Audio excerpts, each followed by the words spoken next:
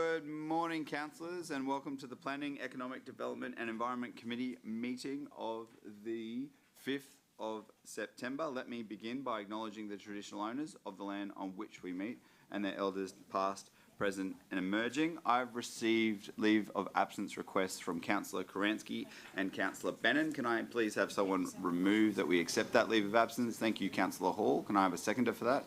Thank you, Councillor Heremiah. All those in favour, please raise your hand.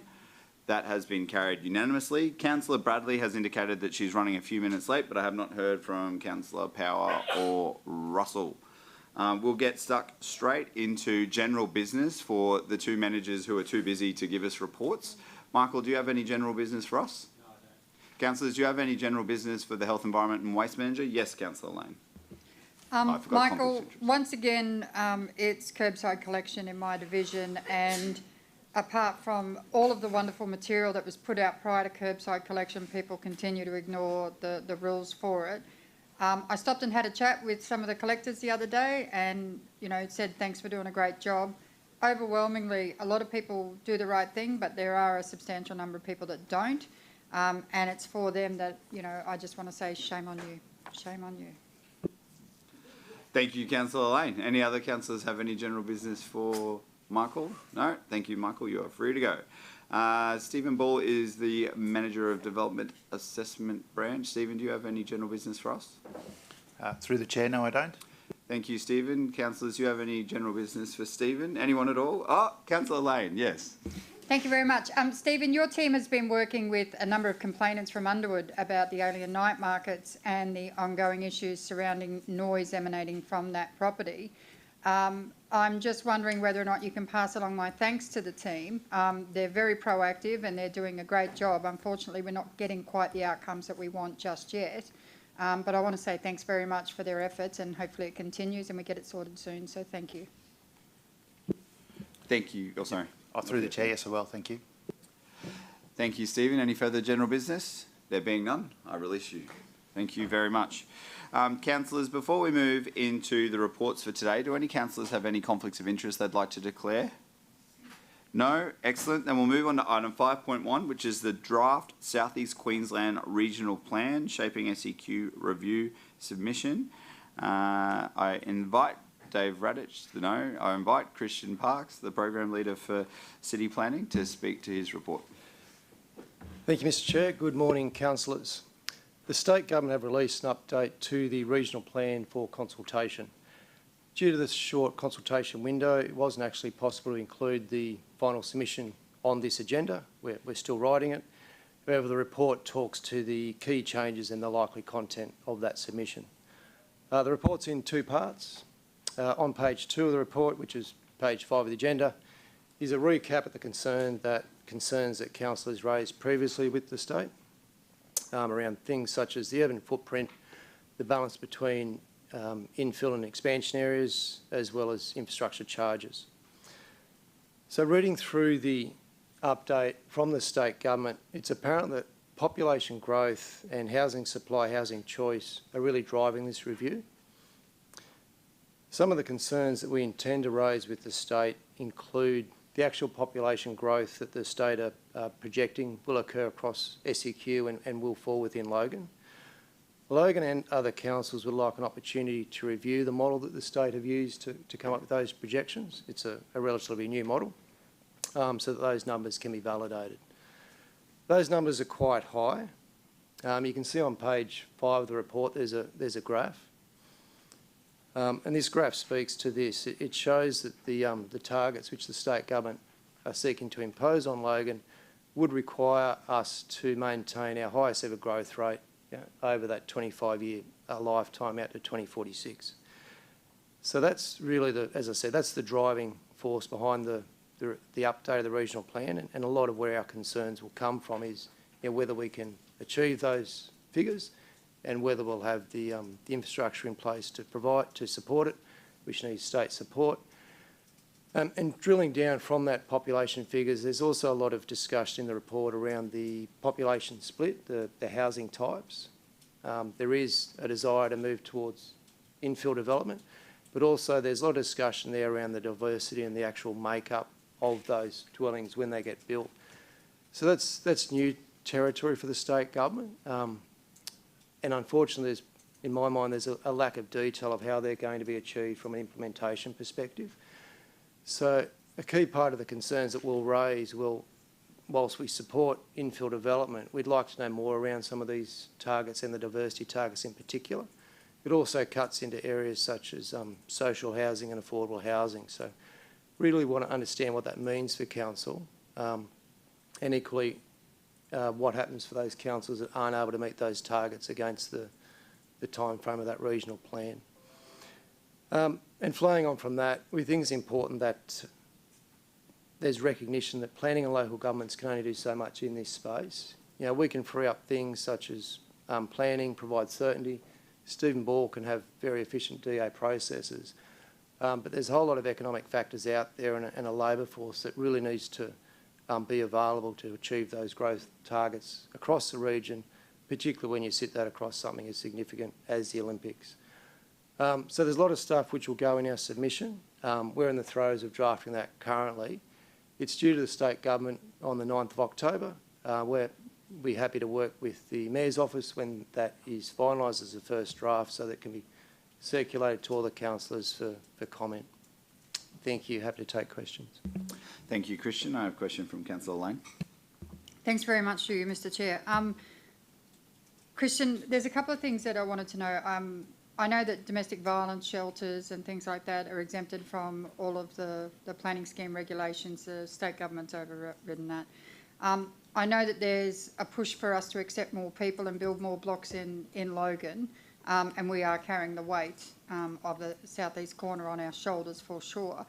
One of the things that concerns me is my street in particular is a good example of it, where someone has taken a 3-bedroom home built in underneath, has a tenant, a family tenant in the top building, a family tenant in the bottom building, and then they got approval to do an auxiliary building out the back, and all of this is on a 600 square block.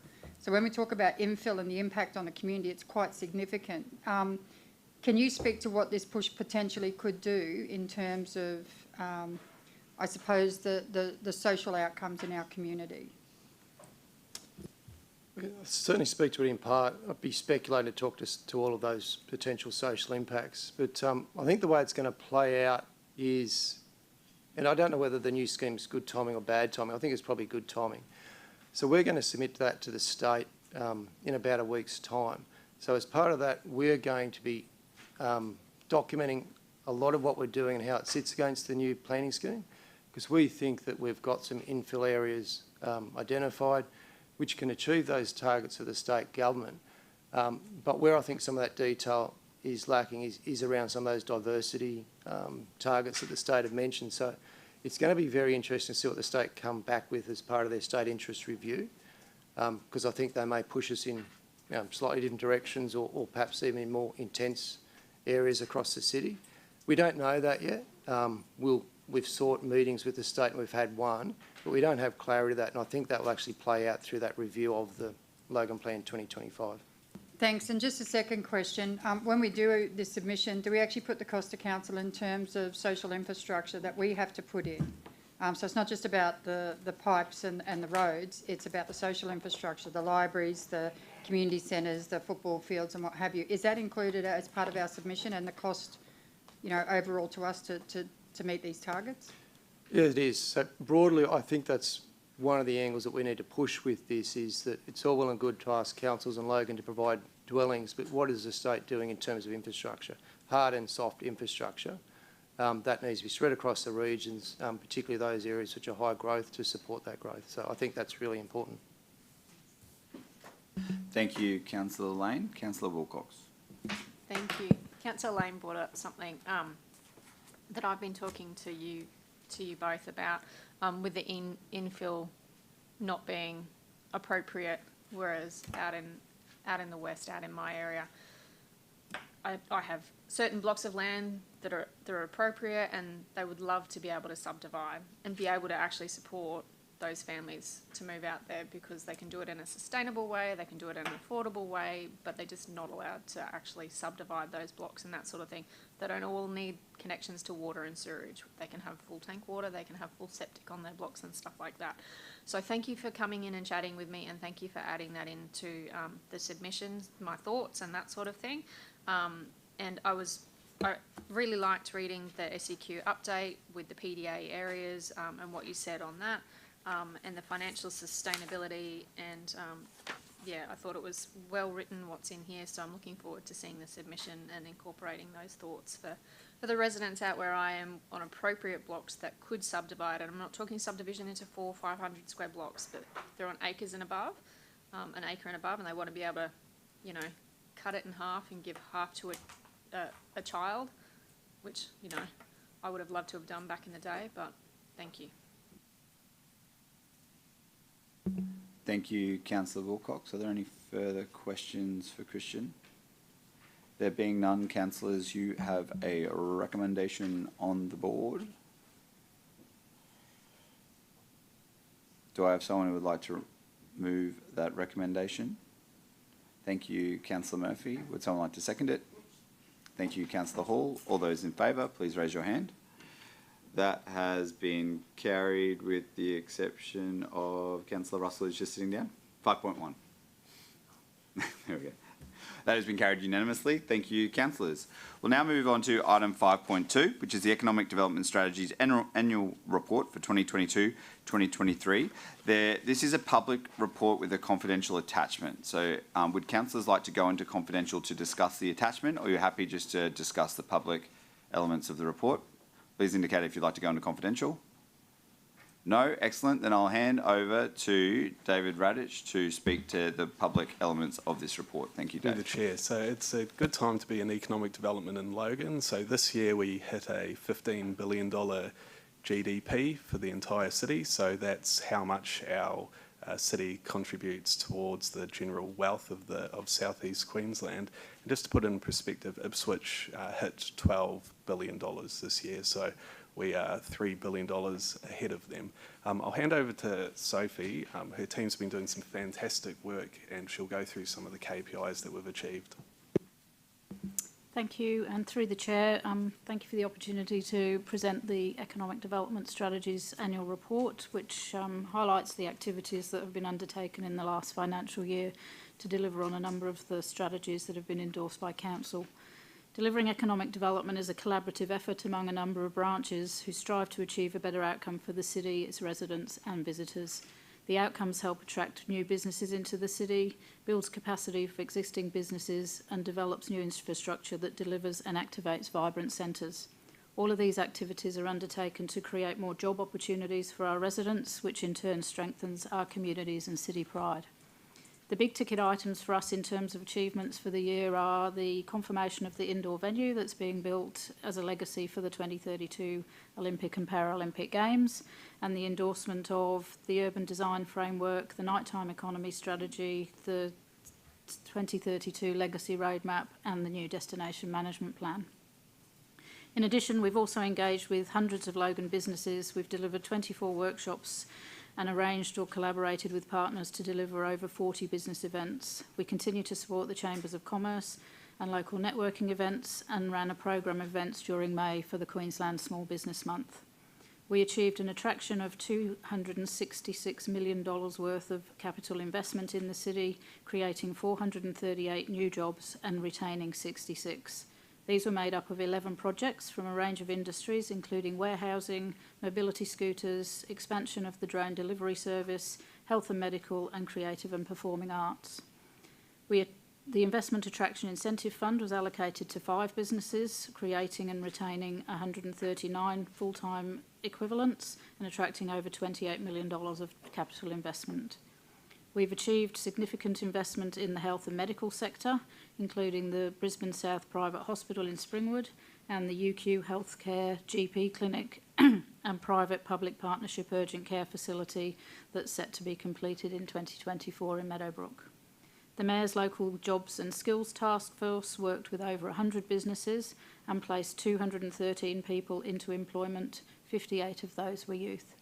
We worked with partners to deliver specific training programs and arranged a tradie and construction jobs expo, which was so successful it resulted in 17 placements into employment on the day.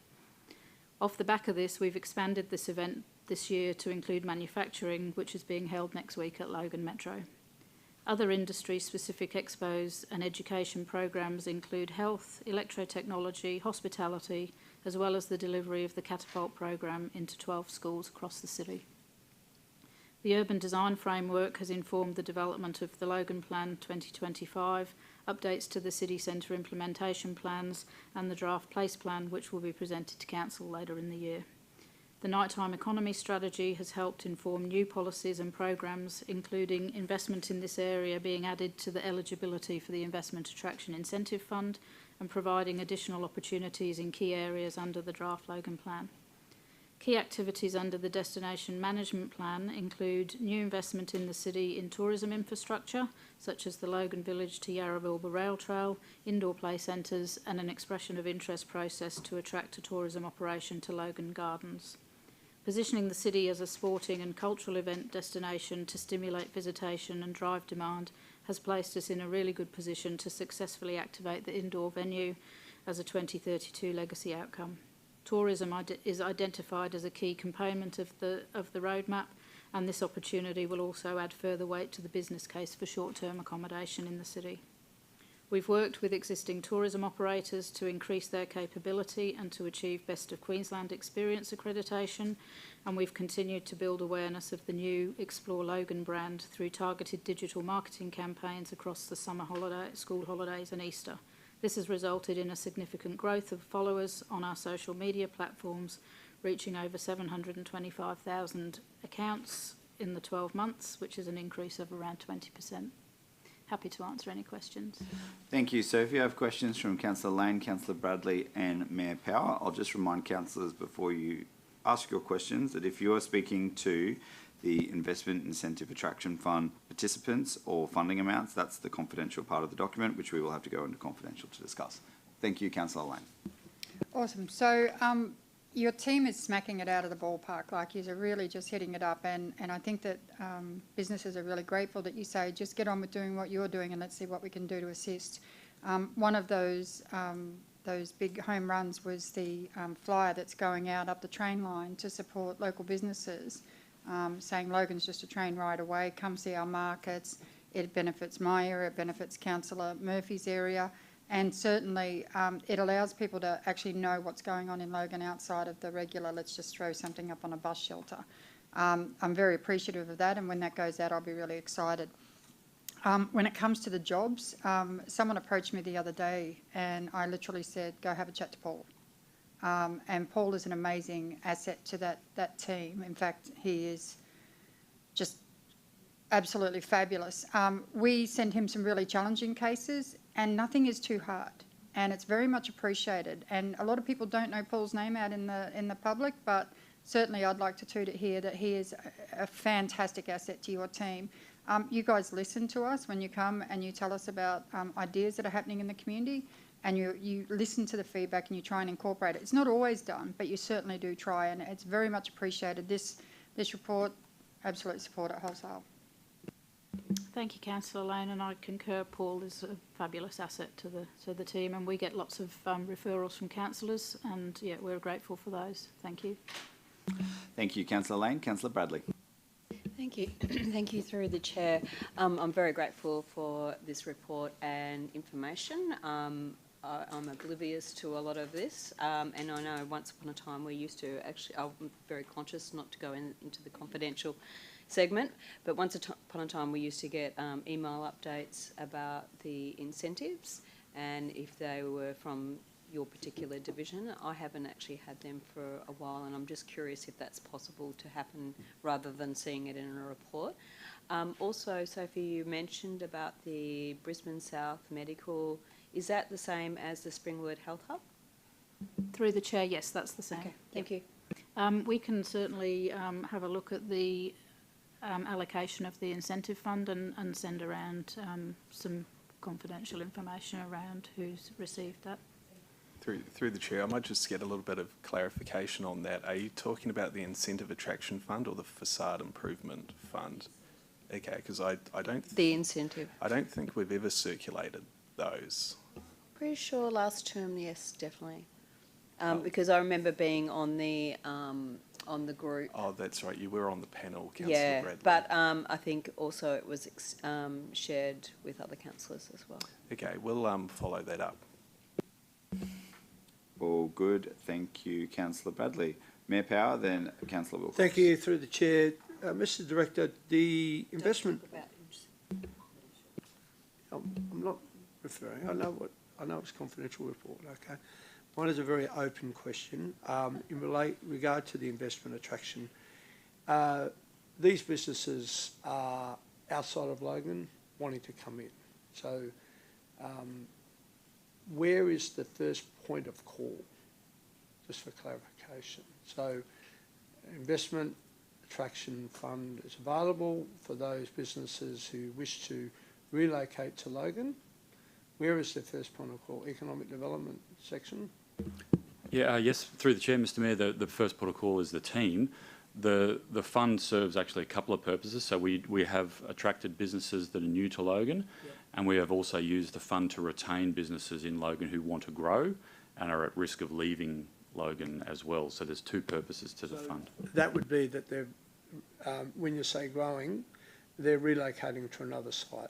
Correct. Okay, that's fine for me. Thank you. Thank you, Mr Mayor. I've got Councillor Wilcox and I'll go back to Councillor Bradley. Thank you. Through the chair, Mayor Power was going down the line that I was going to ask about the business support and that sort of thing, about how local businesses get in contact and that sort of thing. Always happy to share that messaging and that sort of thing, because I know I have quite a few home businesses and that sort of thing, and I'd love to get them involved in the workshops and that sort of thing. And just very quickly, I think the expansion of the Catapult program is fantastic. I actually had a teacher from Browns Plains actually come into Flagstone, so she dragged the program with her, which was awesome, so I'm loving that. And then just want to correct, there's one typo, I'm pretty sure, page 6 of the report. The Bridge to Business event was fantastic last year, but I don't think it was November 23, I think it was November 22. That's all, thanks. Through the chair, apologies for that. Thank you, Councillor Wilcox. Councillor Bradley. Councillor Bradley, you may proceed. Thank you. I just want to clarify my previous question. I don't want officers to go back and have a look in the past. So, yeah, just moving forward. Thank you. Thank you, Councillor Bradley. Might be able to be included in the CEO update, although because it's confidential, it might have to have its own little subsection. Yeah, all good. Too easy. Thank you. Are there any further questions on the Economic Development Annual Report? No? Then there is a motion that will be on the screen momentarily that I know Councillor Murphy is itching to move. Councillor Murphy has moved. Councillor Wilcox has seconded. All those in favour, please raise your hand. Councillor Hall? All those, thank you. That has been carried unanimously.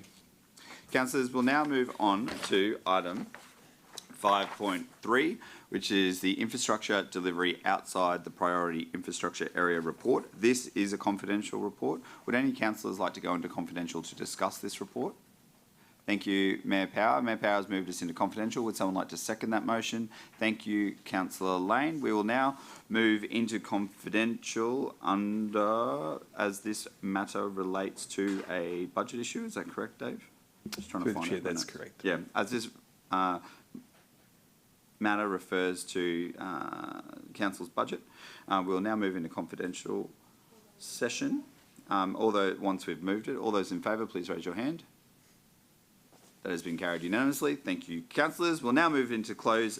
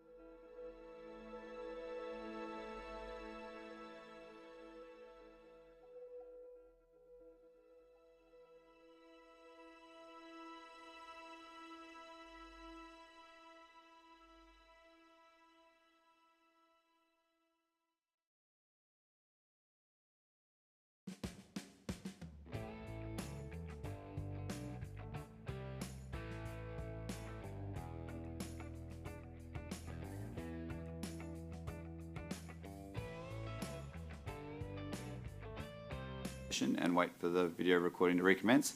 Welcome back to members of the public. Thank you for your patience while we debated that confidential report.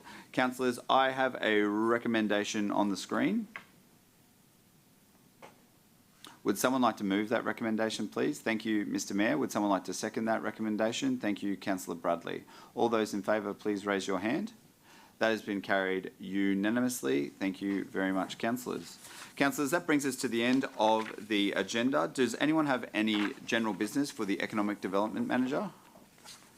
Dave, do you have any general business for us? Through the chair, no, I do not. Does anyone have any general business for the Director? Dave, do you have any for us?